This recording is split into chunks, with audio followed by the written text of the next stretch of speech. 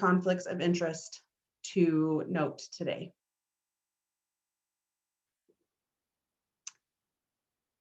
Like I mentioned, today's session, we're going to focus primarily on pain management in acute pain. By the end of the session, you should be able to discuss the role of opioids in acute pain management, identify multimodal pain management strategies for acute pain. We're going to talk about shared decision-making to set pain management goals for acute pain management. And then we're going to revisit taper strategies for opioids.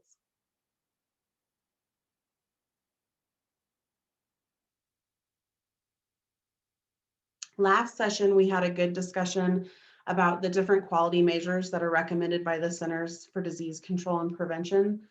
There are definitely quality measures in that 16 list of quality measures from the CDC that relate to acute pain. So I wanted to start us off today by revisiting those so that we have a good idea of what those look like and what we should focus on when we're talking about acute pain management and new opioid prescriptions. There are three quality measures that really relate well to acute pain management. The first would be calculating the percentage of patients with a new opioid prescription that receive an immediate release opioid. So if we go back to our very first discussion where we talked about opioids, when we initiate opioid therapy, we always want to make sure we're using those immediate release products. They are shown to reduce the risk of overdose or breathing emergency for patients. The second measure on here is the percentage of patients with new opioid prescriptions where the PDMP was checked. In session 2, we talked about checking the PDMP. Best practice is to check PDMP when initiating any opioid, looking not only to see if they already have an opioid on file, but also for other medications of concern, particularly those that can cause central nervous system depression. So things like anxiolytics, benzodiazepines, and our hypnotics, so our sleep medications. Those are all things we want to screen for when we're checking the PDMP. And then don't forget to use any tools that are built into your PDMP that can help you calculate the daily morphine milli equivalents so that you can evaluate patient risk. And then the last one on here is looking at the percentage of patients with a new opioid prescription with a 3 days supply or less. Lots of our states and territories have legislation that requires 7 days or less for a new initial fill of an opioid. When we started sort of combating the opioid epidemic, several things emerged and we learned very quickly. One of those being that if we give people a greater than a couple days worth of supply of opioids when they first have pain, we increase the risk that they will continue on that opioid long term. So when that information first came out, it looked like a week was kind of the sweet spot where we could manage pain with an opioid without increasing that risk of long-term opioid use. And then as we've learned more, that number has really been refined down. It looks like 3 days really is the best practice for treating with opioids. Depending on the condition, we might go 3 to 5 days. But for every day that we increase that prescription day supply, we also increase the patient's risk that they will continue to be on opioids long term. There's a direct correlation between that supply and how long it takes them to actually get off of opioids. So one of the best things we can do to reduce chronic opioid use is to really limit acute opioid prescriptions. So when we're calculating day supply, this can sometimes be a strange concept, particularly if you're not a prescriber or pharmacist. So you can move this formula around in lots of different ways to find out different parts of it. But basically, your day supply is the total amount dispensed over the maximum amount of medication used in one day. So the total number of capsules or tablets or the liquid given by the prescriber over divided by the maximum amount that a patient can use in a day. And that's based on the directions given from the provider. You can also figure out that dispensed amount by looking at the maximum medication use, which you get from your directions, and then your desired day supply. So this slide has some examples on it for you to really drill into how we calculate that day supply. These are some common examples of pain medication directions. I keep wanting to say SIG because that is the Latin abbreviation for what we say in pharmacy, where the doctor will write in shorthand in this way where healthcare professionals are trained. But when a patient gets it, it would read, take 1 tablet by mouth every 4 hours as needed. So that means they can have a maximum of 1 tablet up to 6 times in a 24-hour period.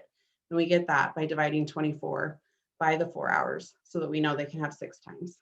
So to get our 3-day supply, we would multiply 6 by 3, and we should give that patient 18 tablets. You can certainly give less or more, and then that day supply will change, but that gives us our desired 3 days. More complicated directions, like a take 1 to 2 tablet every 6 to 8 hours. This is where that maximum becomes very important because it is obviously a range. This person could be taking 3 tablets a day, or they could be taking up to 8 tablets a day. So we would use that 8 tablets maximum. We would look at, we have a 24-hour period for our 1 day. The most frequent they can take it is every 6 hours. So we'll take 24 divided by 6. That gives us 4 dosing periods maximum. And then they can take up to 2 tablets. That's their maximum number of tablets. So our 4 dosing periods times our 2 tablets gives us 8 tablets maximum. So that would give us a daily max times our 3 days of 24 tablets. So the more complicated the directions, the more variables there are to figuring out that max day supply, but that is it in a nutshell. There are lots of standards that are used. Perhaps your facility uses a standing order where this is just how much we give people and 20 is your limit or 8 is your limit. And all of those things are fine. It's just good to know how much pain medication for how many days we are actually giving the patient access to as they leave. So when we talk about opioids and acute pain, this is another area, just like chronic pain, things have changed a lot. Acute pain has also changed quite a bit as we've learned more throughout the opioid crisis. Acute pain is a physiologic response and experience to a noxious stimuli that can become pathologic. It is normally sudden in onset, it's time limited, and it motivates behaviors to avoid actual or potential tissue injury. So acute pain is a physiologic response that our body has in order to protect itself. So it helps encourage us to not move a limb that has been fractured, to avoid further injuring a muscle that has suffered an injury. It is the body's way of telling us, don't do this, we could be hurt, we need to heal. Usually acute pain is less than 7 days. It can extend to 30 days. It can reoccur periodically, particularly if there's re-injury of that area. And then it's important to know there are times when it's ubiquitous, like we cannot avoid it. So it's ubiquitous following surgery, particularly if it's invasive, or if there's extensive tissue trauma. These are pain times when we should absolutely expect acute pain and be ready to manage it. Managing pain is an ethical consideration in healthcare, but perhaps the way we have managed it, we're able to be a little more scientific going forward. So that's going to be the focus of today. Yes, we should treat this pain Yes, we should get people adequate pain relief, particularly if they're gravely injured and they're in a severe amount of pain. But we need to broaden our horizons on how we do that. So when we talk about opioids and their specific role in the treatment of acute pain, unlike chronic pain, where the effectiveness of opioids has not been proven, it has not been proven that opioids can treat chronic pain long-term. We do know that opioids have been shown to be effective for very short-term pain, usually 3 to 5 days, for the treatment of severe acute pain, such as after invasive surgery or significant trauma.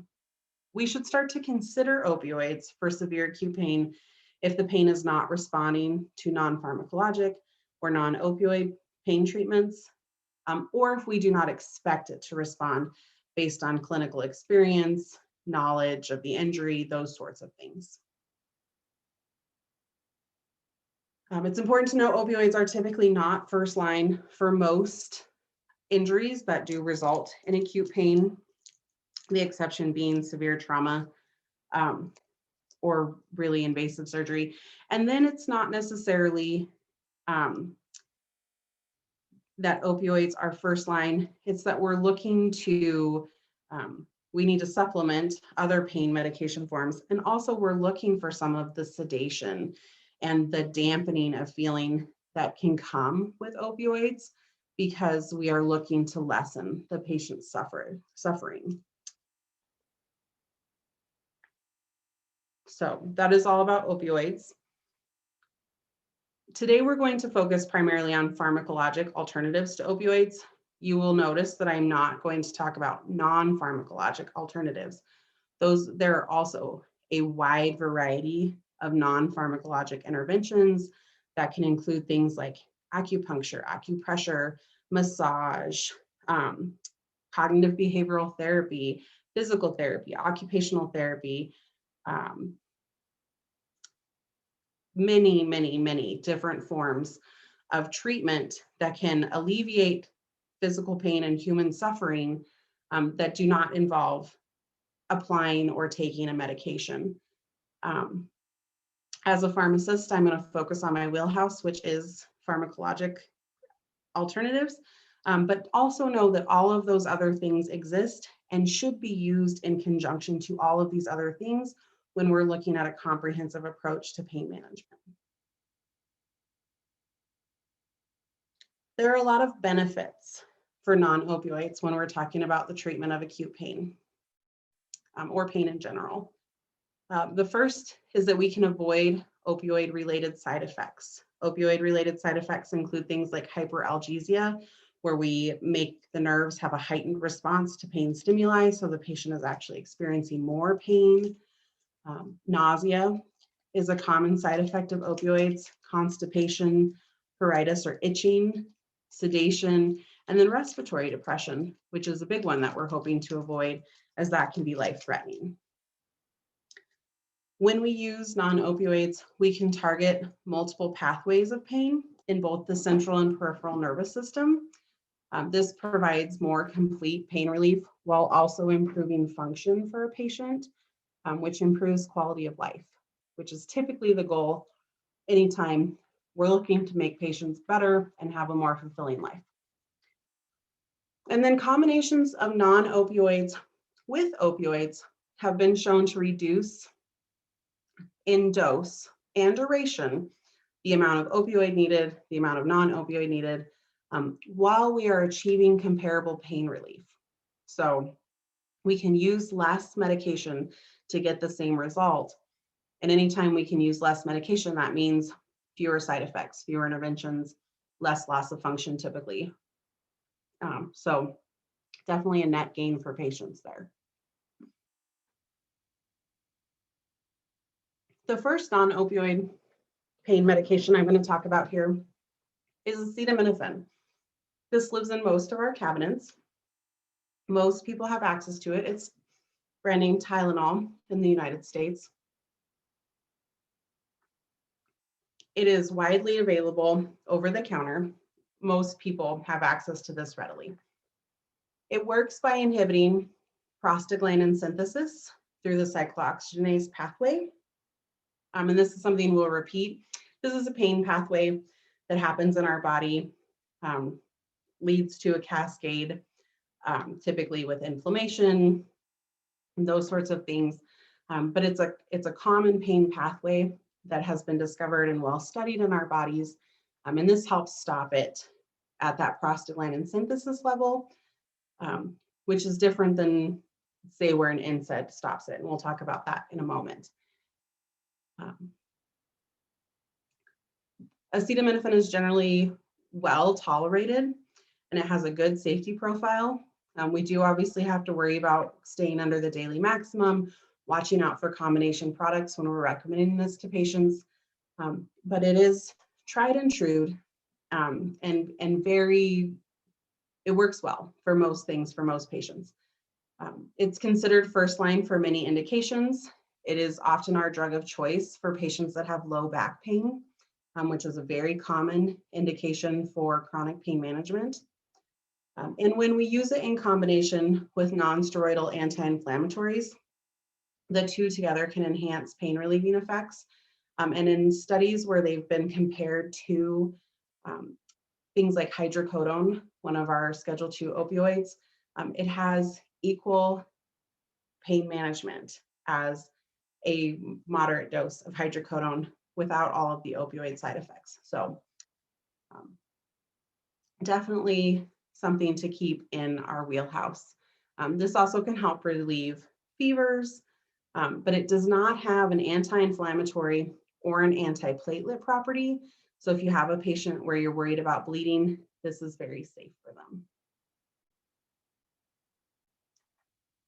Non-steroidal anti-inflammatories are another group of medications that are often available over the counter. This would include things like ibuprofen, naproxen, aspirin, diclofenac, meloxicam, Celebrex, celecoxib, and ketorolac. Very common medications that are used and relatively affordable for patients, which is nice. This one also works on that cyclooxygenase pathway. So it's reducing those enzymes COX-1 and COX-2 that decrease prostaglandin synthesis also. So they work in a different part of that prostaglandin synthesis pathway. Our non-steroidal anti-inflammatories provide pain relief, reduce fevers, and they do have anti-inflammatory effects. They also have antiplatelet effects, so they can increase bleed risk. And in patients that have pre-existing vulnerability, they can cause things like GI bleed. So we don't want to use them quite as freely as something like Tylenol, but still definitely have good place in therapy. We're going to watch for patients that have pre-existing renal disease, a history of ulcers or hypercoagulable states, so people who are not clotting normally. And again, we can combine it with acetaminophen to really enhance that pain relief properties so that we can provide adequate pain relief. Many, many injuries can adequately be treated with the daily maximum dose of an NSAID and alternating with Tylenol. It's very effective. Also has been well studied for dental pain. So for people who have a dental infection or have recently had procedures done in their mouths, alternating between an NSAID and Tylenol can really provide good pain relief. Some people find that getting a prescription strength NSAID, so like an ibuprofen 800, provides more adequate relief. Probably that's a placebo effect, but again, those medications are super affordable and relatively safe, particularly for short durations for people. And again, most of these conditions, we're only going to need it for 3 to 5 days, perhaps as long as a week. Very manageable there. We also have many different formulations of our NSAIDs. Comes in tablets, liquids, injectables, and then diclofenac gel has recently moved to over-the-counter status. So if you're familiar with Voltaren, it's a gel that you can rub in, particularly for joint pain. We see it a lot for osteoarthritis, where people use it in their knees or their hands, a particular painful joint. That is now available, same as the prescription medication, but over the counter, so widely available to many patients, and has good evidence behind it to reduce the need for other pain medications when used in conjunction with things like physical therapy.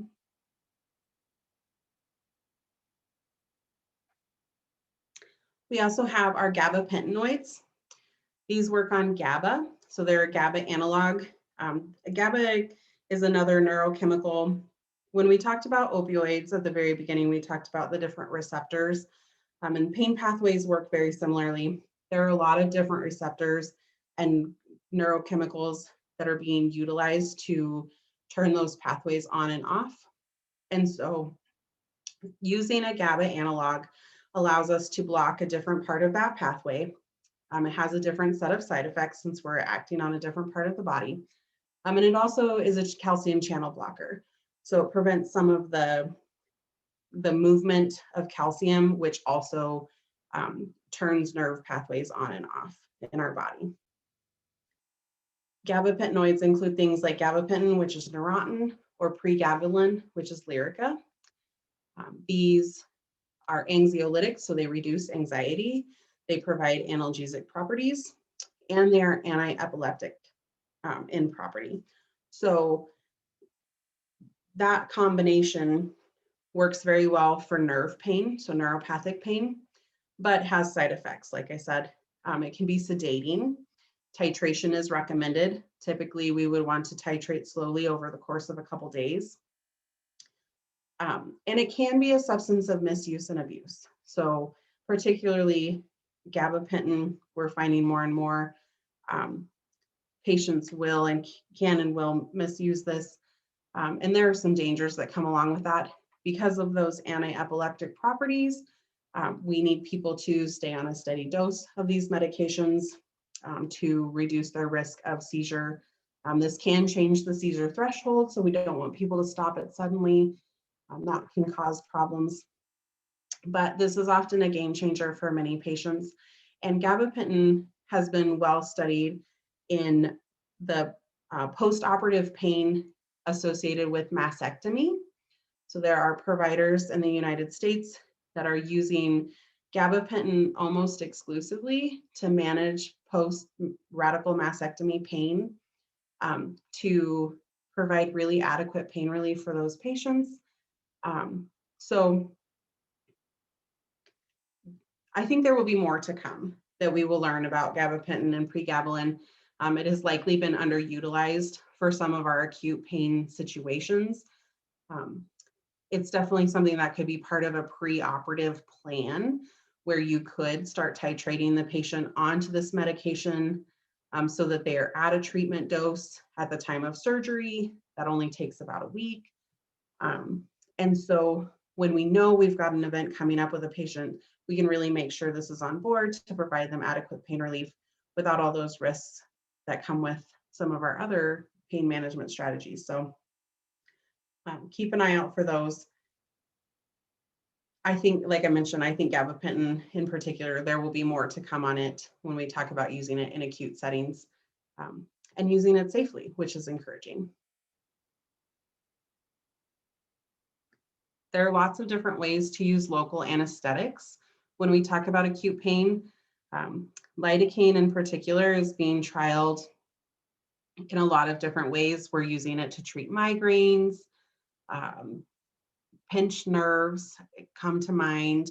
Obviously, we use it to reduce or eliminate pain during a procedure. It's also available in many different dosage forms.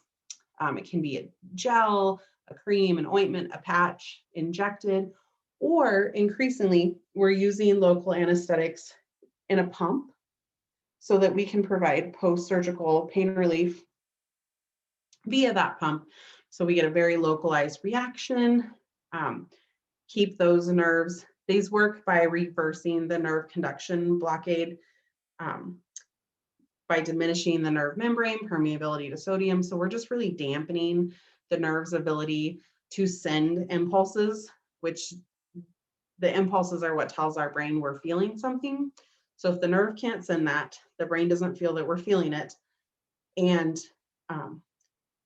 the benefits during surgery are very obvious. I feel like at that point, I personally have had several patients that have had post-surgical pumps that have allowed them to get up and ambulate very early. They've had enhanced healing after surgery because they are up and moving, they have good blood flow, and they're not experiencing the tiredness, dizziness, nausea, those sorts of things that come from other pain medications. So definite things to consider.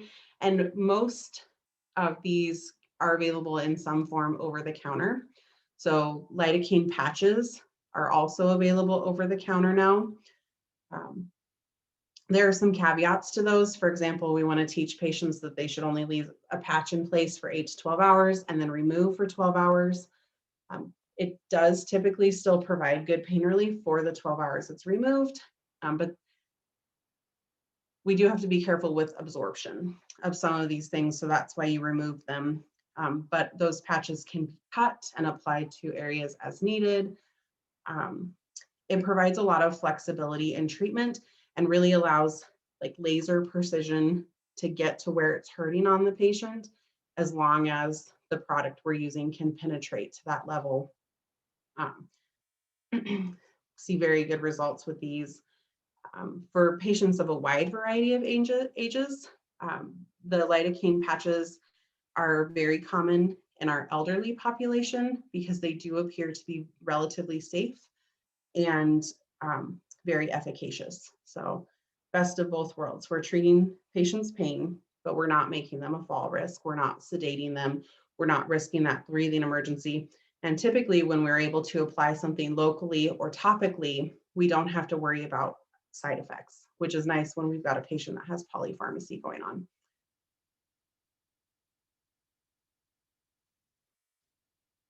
Increasingly, there are good studies behind serotonin and norepinephrine reuptake inhibitors, so SNRIs. Cymbalta, which is duloxetine, and Savella, which is milnacipran, are very well studied in things like diabetic peripheral neuropathy, fibromyalgia, chronic musculoskeletal pain. They are first line for some of those things. Where we like to use them first, they can often be used as monotherapy, so by themselves.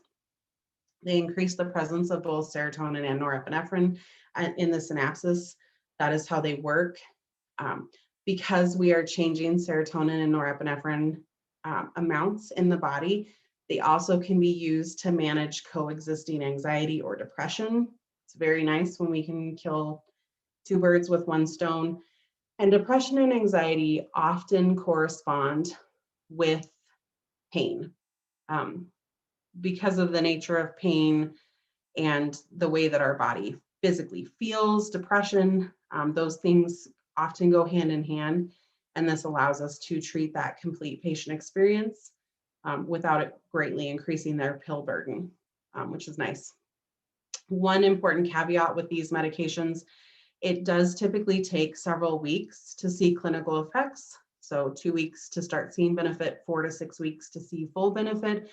So this is less appropriate for an acute pain management situation, but definitely something to keep in your wheelhouse when we're talking about multimodal pain management. Tricyclic antidepressants are another sort of subset of antidepressants that they inhibit the reuptake of serotonin and norepinephrine, so both of those same neurochemicals as our SNRIs that we were talking about before, but these work a little bit faster. So you could expect to see some benefit relatively soon, within a week or 2 of these medications. They have been shown to provide benefit in post-herpetic neuralgia, so things where we have had shingles and the patient has lingering pain because unfortunately shingles damages that nerve quite often. It can reduce the frequency of those pulses, help calm the nerve down. Same with diabetic peripheral neuropathy and post-stroke pain. So the post-stroke pain is also powerful because it, when patients no longer have full movement of their limbs, for whatever reason, this seems to really help relieve sort of the pins and needles feeling that they might get, or other like discomfort from not having full movement of that limb, or nerve damage that can result from the stroke. Really improve quality of life there. In those patient populations, we are typically talking about people who are over the age of 65. So we should worry about the dose-related anticholinergic side effects. So that would be things like sedation, constipation, urinary retention, and dry mouth. Those side effects can limit the effectiveness of these medications. And you'll want to be sure to pay attention to that when picking it for a patient, because there is a risk to enhance those side effects based on other medications the patient is using. So there are lots of other adjuvant therapies that we can consider when we're talking about pain management and pharmacology. Non-benzodiazepine muscle relaxants are very useful for a lot of muscle pain, particularly when there are spasms involved. So baclofen and tizanidine are good go-tos that have a reduced side effect profile compared to other muscle relaxers. They also have a reduced risk of misuse and abuse. Whenever we talk about muscle relaxants, you should keep in the back of your mind that some patients will misuse or abuse those. So still have to think about early fills and reducing side effects, but they're definitely things to consider. There are lots of other anticonvulsants. So we talked about the gabapentinoids and how they have anti-epileptic properties, and that helps reduce pain. We find that with several other anticonvulsants also. Carbamazepine, lamotrigine, and others have been shown to reduce the number of migraines a patient might experience, help with sort of a mixed form of pain. So if a patient is experiencing like musculoskeletal and nerve pain, that's what we would consider a mixed pain presentation. We find benefit in certain situations with those as well. Corticosteroids can be used to manage inflammatory pain. That can either be given orally or through injection. There are risks and benefits for patients there, but those are definitely an option for adjuvant therapy, particularly in acute pain management, where we might be worried about the inflammation causing extra discomfort for the patient, because that inflammatory response often triggers when we have an acute injury. There are topical analgesics. So menthol, think about Tiger Balm, Icy Hot. It typically has menthol in there as the active ingredient. And then capsaicin is things like Bengay have been shown for osteoarthritis, different inflammatory pains there, and also aid in some of those non-pharmacological interventions. So sometimes it's not necessarily the topical analgesic, but the act of rubbing it on and getting it into the skin provides gentle massage, and that can enhance pain relief. So things to look at there. And then monoclonal antibodies also have to be considered when we're talking about pharmacologic pain management. These are obviously for specific indications, so things like autoimmune induced inflammatory processes. Again, those wouldn't be for acute onset. It takes a while to get to where we know what disease pathway is going on so that we can pick your monoclonal antibody, but those should be considered when we talk about pain management and pharmacology as well.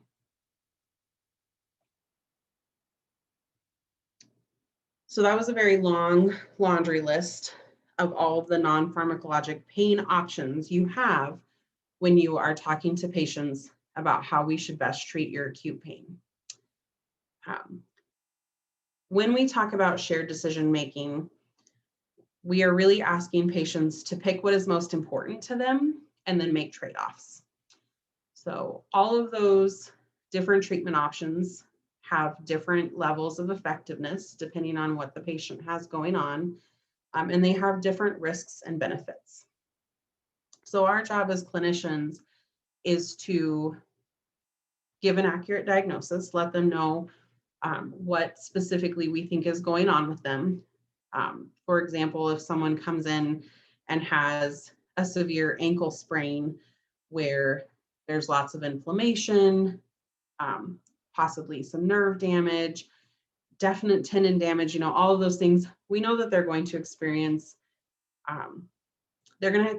pain. And it doesn't always feel very compassionate to just tell our patient, take some Tylenol, go home and ice it, you'll be fine. So when we pull in our shared decision-making tools, we can start having a conversation with the patient of, I think you are going to go home and it is going to take X number of days for this to heal.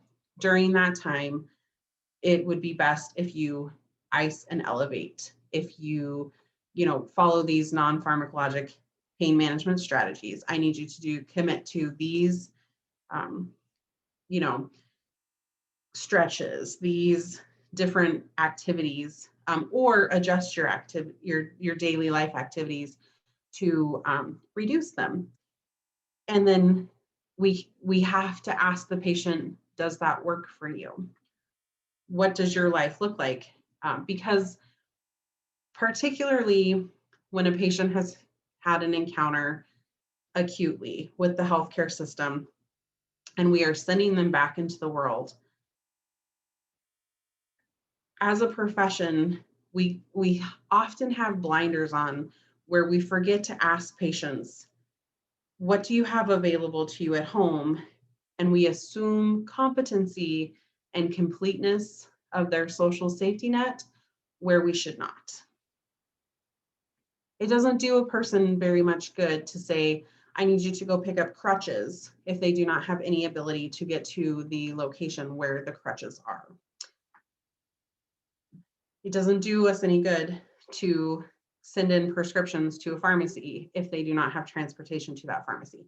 So we need to make sure that we're asking those questions and helping the patient make the plan. And that goes into our pain management strategy as well.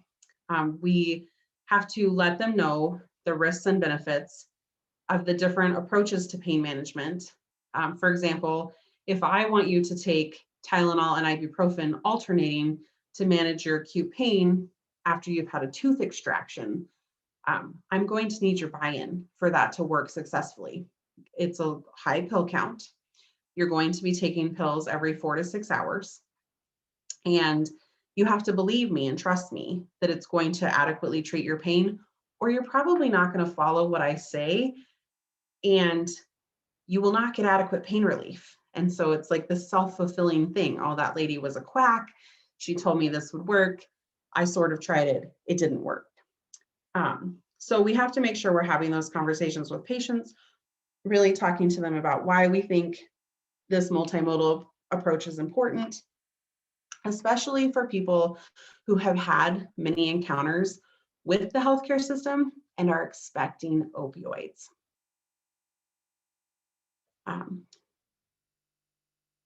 When we have acute pain, the expectation is, I want you to make me better, right? That's why people are coming to see us. And we have to be able to walk them through, I'm not going to give you hydrocodone today for your tooth extraction. And here's my rationale for why. It's not safe for you because you need to drive yourself. You have to go to work tomorrow. You can't take this medication while operating heavy machinery. And also, I don't think it's the best pain treatment for you. Instead, I'm going to write you this prescription for prescription strength ibuprofen. I need you to take that with Tylenol. And those things together will work as well as hydrocodone, which you've had in the past, but will not have all of those experiences of you can't drive, you can't work. Um, you know, many people will tell you they have um, a response to opioids that they don't enjoy. Like it makes you feel funny, it makes you sedated, it makes you nauseous. And you can use those things to help guide those shared decision-making conversations. But at the end of the day, we don't want to just rush patients through those conversations as we move through this transition where we're no longer providing acute opioids. We really want to provide that patient education whenever possible so that they feel cared for and satisfied with that experience, because otherwise there can be a loss of trust. So taking the time to explain the why behind a change is very important for all patients, but particularly if you feel like they were expecting an opioid and they're not going to leave with one. It's also important to get their feedback. And the part of that shared decision making is, does that make sense to you? What questions do you have for me? And completing that circle so that we know what the patient is thinking and feeling. And I would use teach back in that moment. Have them tell you some of that back. If you don't have time for that in your facility, this is a good time to pull in your team-based resources and see if someone else in your facility can provide that level of education for those patients.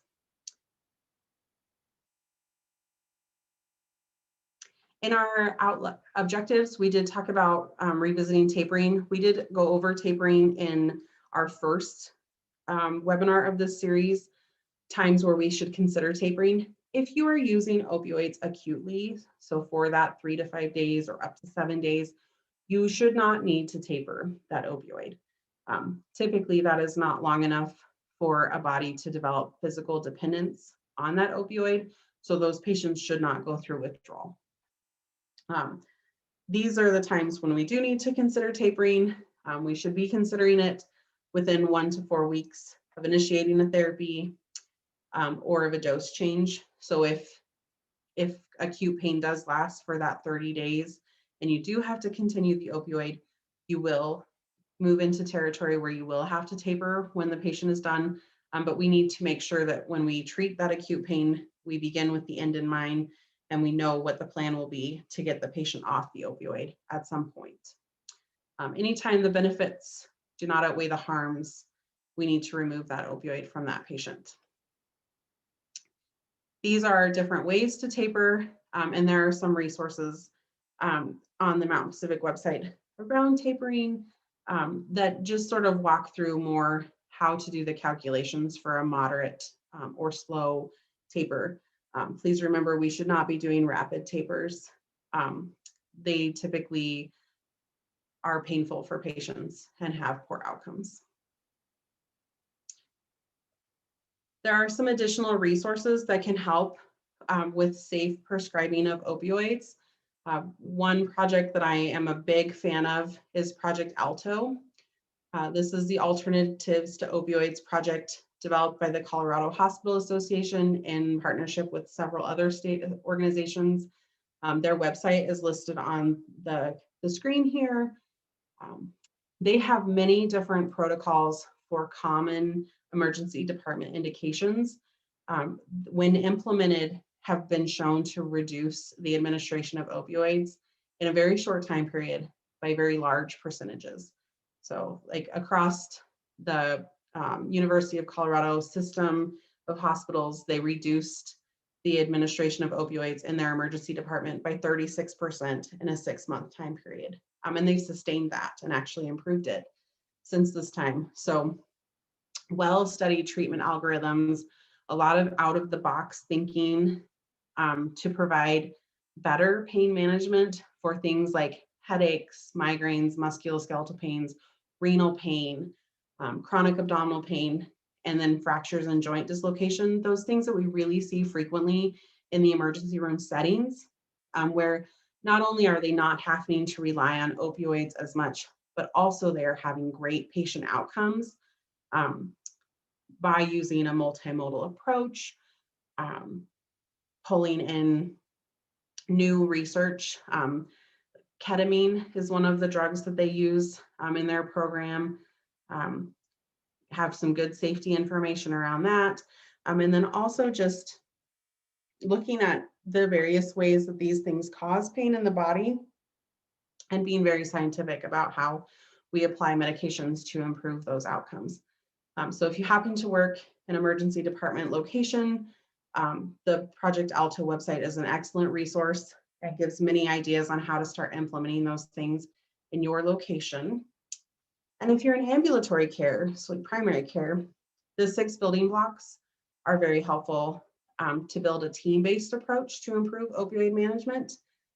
Project implementation has been shown to increase the confidence and comfort in care provided to patients that are on long-term opioid therapy. It improves safety for those patients. It increases collaboration, improves the relationship with patients, and overall has been shown to decrease stress in the clinics where it is implemented. This was developed in Washington State.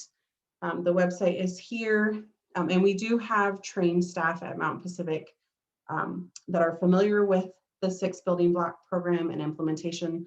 So if any of these things sound interesting or you would like more information, please reach out to Amber Roger or myself, and we would be happy to get you connected with more information. With that, we do have time today for questions. So if you do have questions, feel free to type them into chat. You can submit them with the question and answer button, or you can raise your hand and be asked to be promoted to panelist, and we will open your line so that we can talk with each other.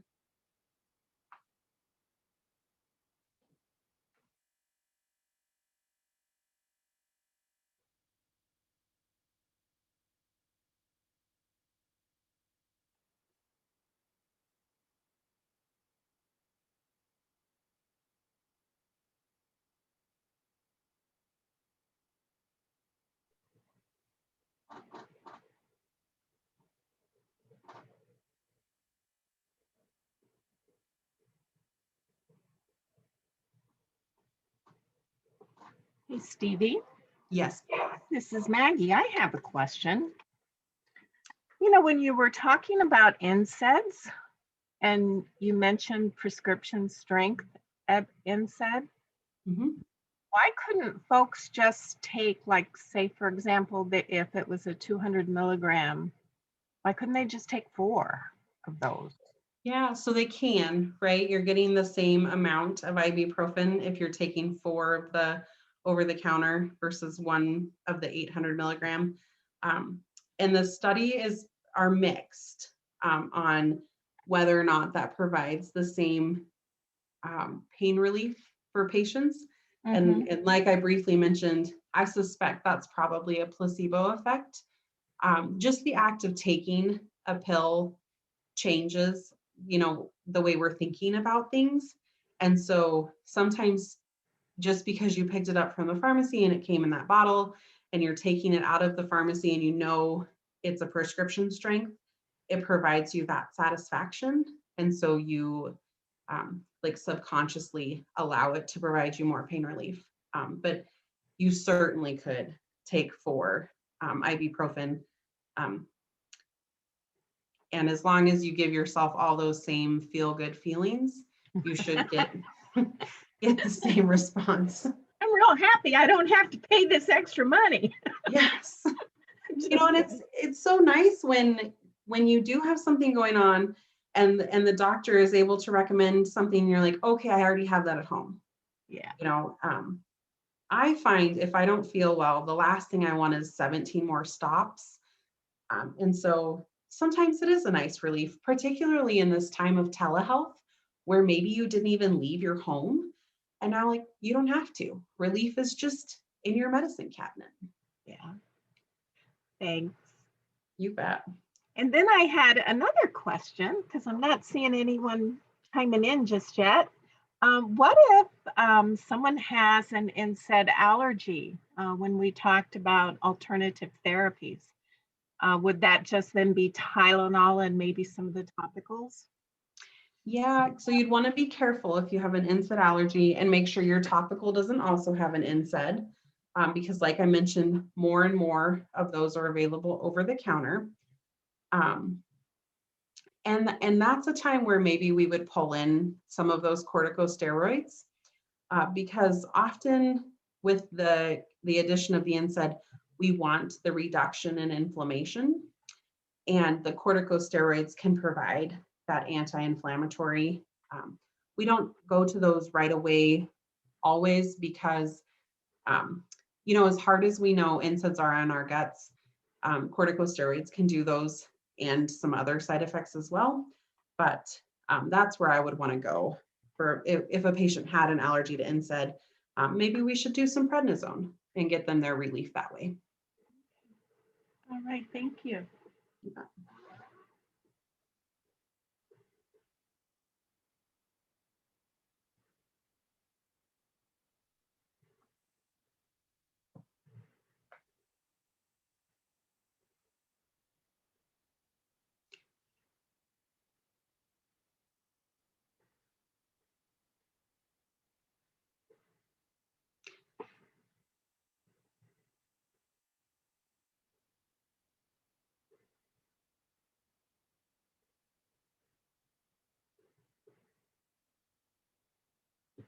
So before we hop off today, I just wanted to give a shout out to my coworker, Kyla Newland. She's another pharmacist that works with us at Mountain Pacific Quality Health. She helped put together the content for today's presentation, and is a valuable member of our team. And thank you, Maggie, for joining me today and being our chat moderator. You're welcome. Happy to help. If you do have other questions or are looking for opportunities to improve opioid management in your practice site, please feel free to reach out to us at Mountain Pacific. We are here and happy to help. And with that, I think we will close today. Thank you everyone for your participation. Please remember to complete your evaluation if you are getting continuing education credit.